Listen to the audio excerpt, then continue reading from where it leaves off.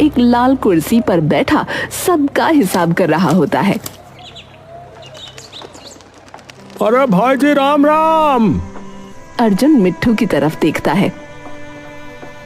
अरे नमस्कार काका, आप? अरे हमरा नाम मीठू। अरे मेरा यही ढाबा है पास में, मेरे ही नाम से है। अरे अच्छा अच्छा, हाँ हाँ जी जी, मैं आया हूँ आपके ढाबे पे। आइए आइए काका। अर्जुन उसे कुर्सी देने के लिए उठने लगता है। अरे अरे कोई नहीं, बैठे रहो, आप बैठे रहो। अरे कोई नहीं, आइए ना, आप आइए ना। अरे कोई नहीं बेटा, कोई नहीं, बैठे रहो, बैठो बैठो।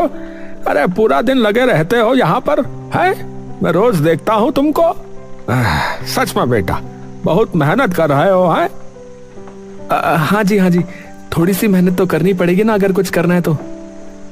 हाँ बेटा, बिल्कुल सही बात है, मेहनत तो करनी ही पड़ेगी।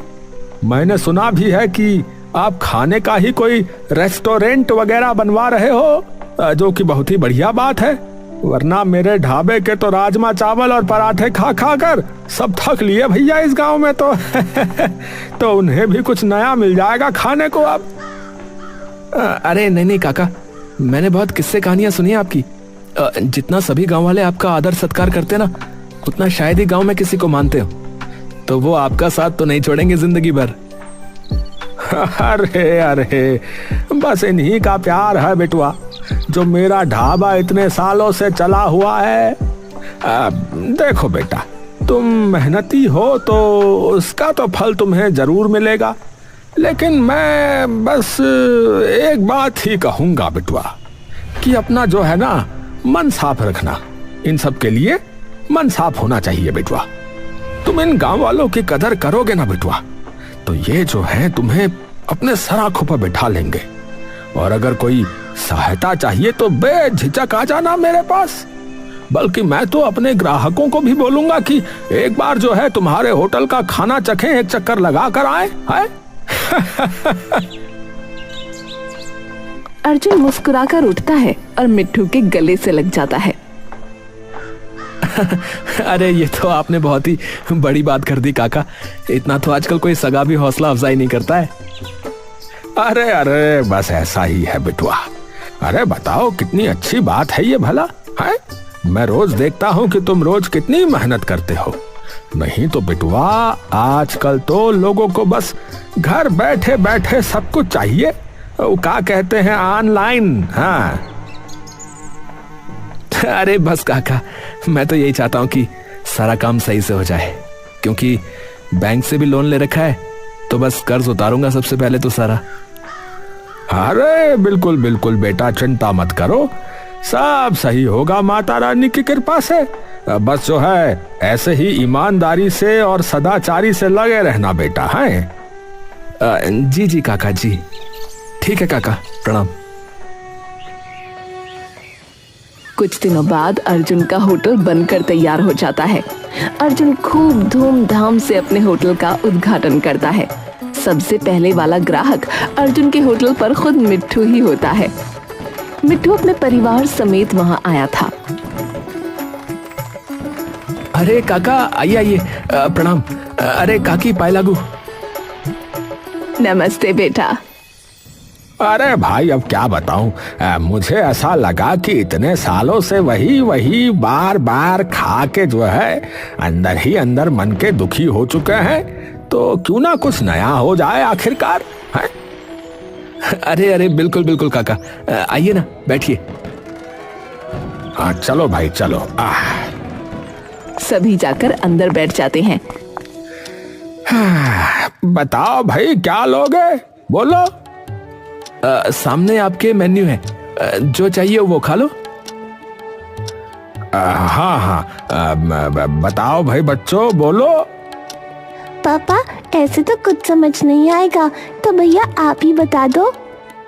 देखिए, मैं कहूँगा कि आप पिज्जा मंगाइए, पूरी फैमिली मिलकर खाना। या फिर ये पास्ता मंगा लो, ये भी बहुत स्वादिष्ट है। मेरे लिए तो चाउमीन करवा दो। ठीक है जी, आपकी हो गई चाउमीन। सभी लोग अच्छे से खा पी कर वापस चले जाते हैं। कुछ दिनों तक अर्जुन का रेस्टोरेंट अच्छा चलता है, लेकिन कुछ हफ्ते बाद धीरे धीरे लोग उसके रेस्टोरेंट पर आना कम हो जाते हैं।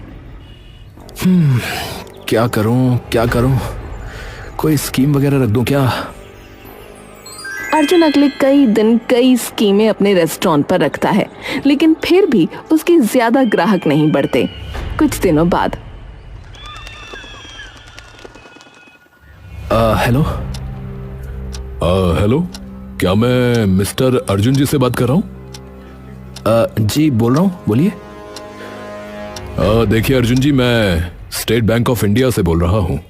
आपके नाम से जो बिजनेस लोन जारी किया गया था, उसकी पहली ईएमआई की तारीख निकल चुकी है और अभी तक भुगतान नहीं हुआ है आपकी तरफ से।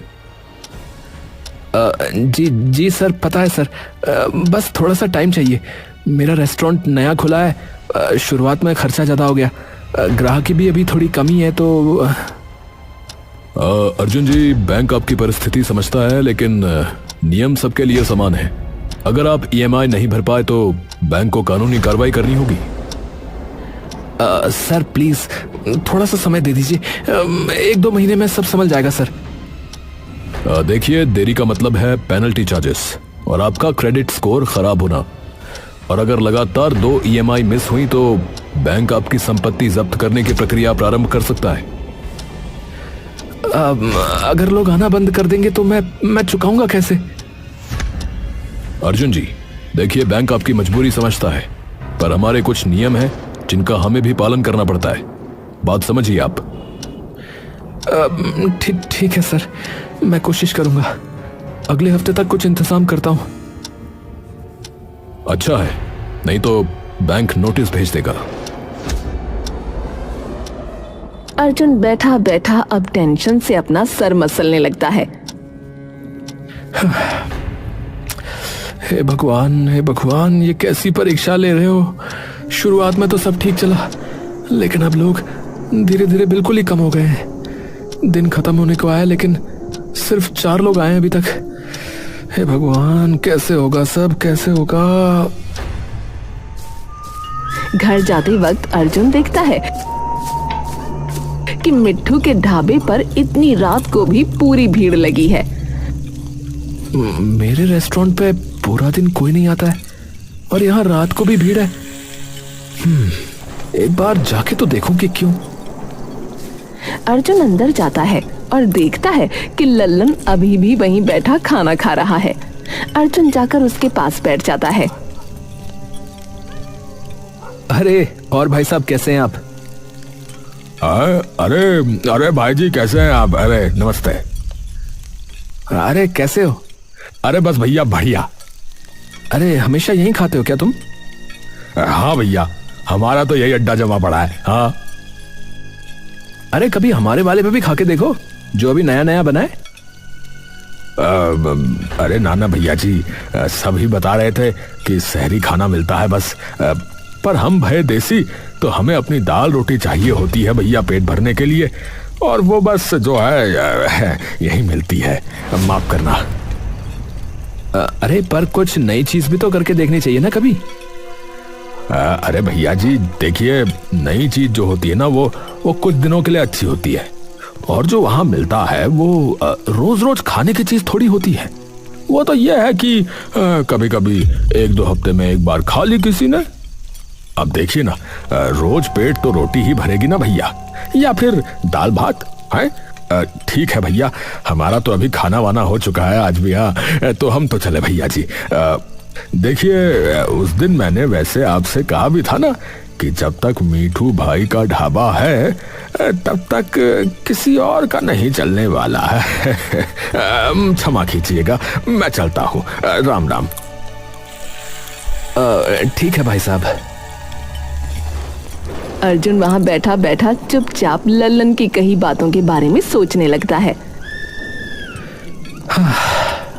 अगर यूं ही चलता रहा तो बैंक वाले होटल जब्त कर लेंगे।